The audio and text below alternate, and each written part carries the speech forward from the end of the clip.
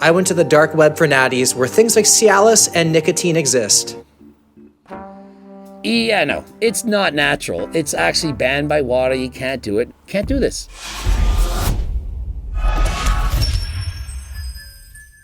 Coach Greg, and in today's video, we're going to be exploring legal performance enhancers. Those are items that you can take to help you build muscle, recover better, and so on, but that they're still legal. But that maybe you shouldn't do it. Everyone knows about creatine and pre-workout, but they're not going to turn me into Arnold in his prime. We're not talking about creatine, pre-workouts, and so on. We're talking about things that perhaps your parents wouldn't let you do, perhaps you wouldn't let yourself do, or perhaps you'd want to do very often on a Saturday night. First up, beets and baking powder. And so you're thinking, how on earth could this be a performance enhancer? He's going to have some beets, have some baking powder. How could this possibly help you? Apparently, beets can enhance focus, boost energy and endurance, increase strength, and improve blood flow for crazy pumps. Baking soda, on the other hand, reduces acidity in the muscles, which can help you exercise longer. I first learned of this method in university studying exercise physiology. I was told that if you consumed baking powder, baking soda before running, for example, the 400 meters, 800 meters, and so on, that it could save perhaps 1 or 2 seconds off your time. It does this by making your body more alkaline as opposed to being more acidic.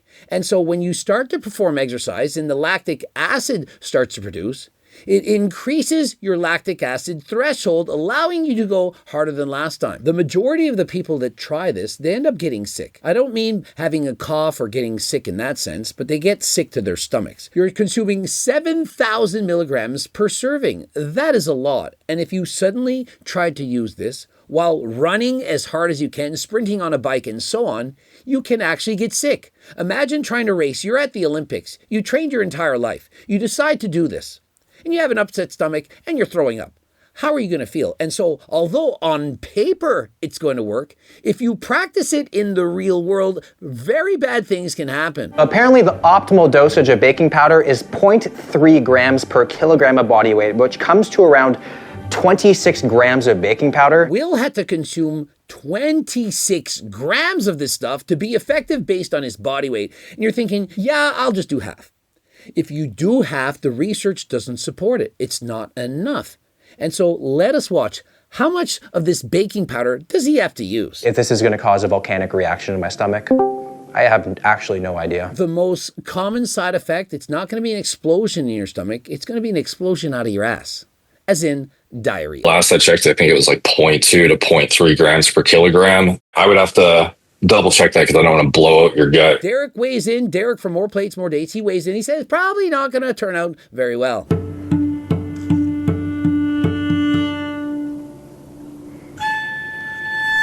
Yeah, nah, come on. And so it's immediately no. And so there's no way Will could convince me to consume that pink monster of a mess in that glass. I just had an unintentional taste test, and I'm not sure if I'm drinking it or it's drinking me. It's a little bit of both. Cranberry juice is for UTIs. Let's hope beet juice helps me impress the guys with a nasty pump. Beetroots, and perhaps you're not going to believe it, they do in fact contain the nitrates that are going to improve your performance.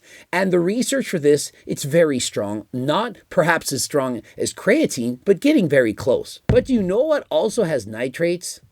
Pre-workout 3.0.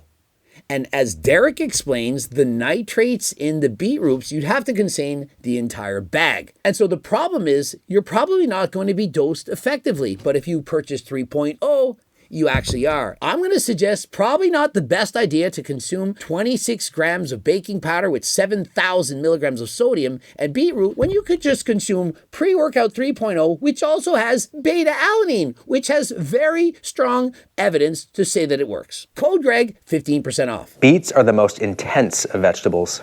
You get a subtle science fair taste in there. And see, here's the thing. Eat your beets on your plate. There's no need to blend them up. I love beets. One of my favorite vegetables. They're very low in calories, and it tastes good going down. You would need to consume like almost the entire container to get just like one dose from like a nitrate yielding straight ingredient in a pre-workout. And I think those beetroot powder products are kind of a waste of money. I'm going to have to disagree. Many of them are top quality. Many of them have what's inside that's listed on the label. They're not like, for example, Turkplex that never really had any turkesterone. And not only that, beetroot powder, beetroot juice, and so on, it has been shown to decrease blood pressure in many individuals. And so based on the research, it is a promising supplement that you perhaps could explore. But remember, if you are looking for those nitrates, you can get them in Pre-Workout 3.0. Hopefully what we just saw in the kitchen is not like a foreshadowing of what's happening on my insides. Yeah, I think so, and it's very likely. This is exactly the problem.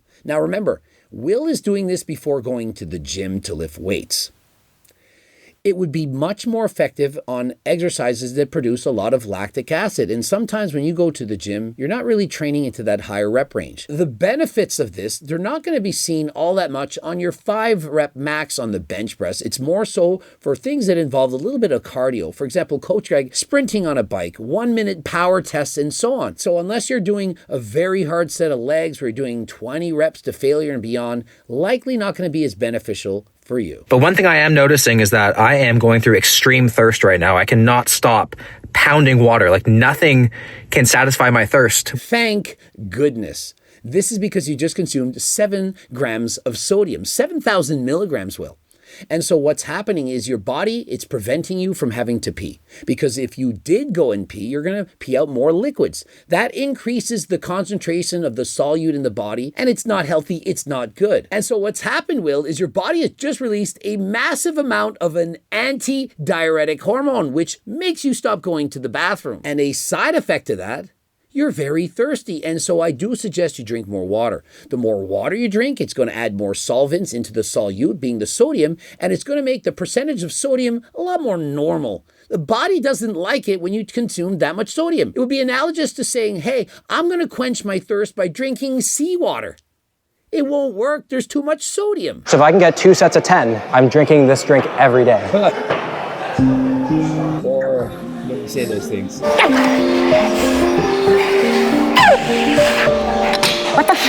I had 11. This is kind of a moment where I hope it's placebo because I don't want to drink this every day. It's likely not the placebo, but just because it works effectively on one day doesn't mean it'll work every day. The body does in fact get used to some of these things. Just think of your favorite ravers. They're partying harder than last time on a Friday night. They're doing whatever they're doing. We're not promoting the use of these things, sniffing creatine and so on. But if you try to do the same thing the next day, it's probably not going to be as effective. And then try to do it again. And if you keep trying these things, what ended up as a great Friday night can end up in the hospital. And so just because it works one time doesn't mean you should keep trying it. I actually added weight to an exercise I was stalled on for months. Yes. You know the blueberry girl in Willy Wonka? She's what both of my legs feel like right now. There's no better test of lactic acid than the leg extension. I'm going to disagree here. I, for example, took part in a Wingate sprint test, 30 seconds on a bike, where you had to go as hard as you can from the first second to the last. The first 5 to 10 seconds, no problem. It's a sprint. Then suddenly your ATP, it starts to go down. And you feel this burn. And by the final 5 seconds, you're wishing your life was over. You finished the test. You couldn't walk. You couldn't breathe. Your legs were a nightmare. These are the kind of tests that Coach Greg did. Now, imagine this. I'm on my bike and I'm in a bike race. And the final minute, I have to do this. Although I'm pacing myself a little bit. And so rather than going all out on the first second, I go a little bit less than that, perhaps 90%, perhaps 85%, and do it for a minute. There's more lactic acid in a bike sprint than you're ever going to find doing some leg extensions at the gym. Beet juice and baking soda? 5 stars. Beet juice and baking soda, it got 5 out of 5 stars. Way better than Will expected. Next time on Coach Greg. You're not natty. This revokes Will Tennyson's natty card officially for competing in the Olympics and so on.